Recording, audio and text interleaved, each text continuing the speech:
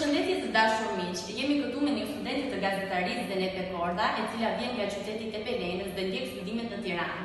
Përshëndetje Zenepe. Përshëndetje Ledja. Zenepe, na trego pak për vështirësitë që ke hasur si studente në Tiranë. Fillimisht kur jam zhvendosur në Tiranë, kam pas shumë të vështirë të ambientohesha me njerëzit.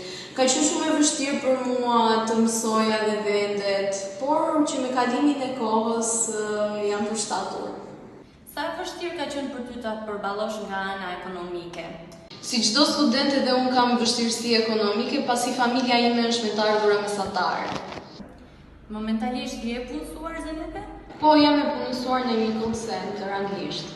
Sa vështirë ka qenë për ty të përballosh edhe shkollën edhe punën njëkohësisht? Në fakt ka qenë pak e vështirë sepse oraret e shkollës janë të zgjatura ose duhet të merrja leje nga puna për të shkuar në shkollë ose duhet të lija edhe ndonjë orë mësimi.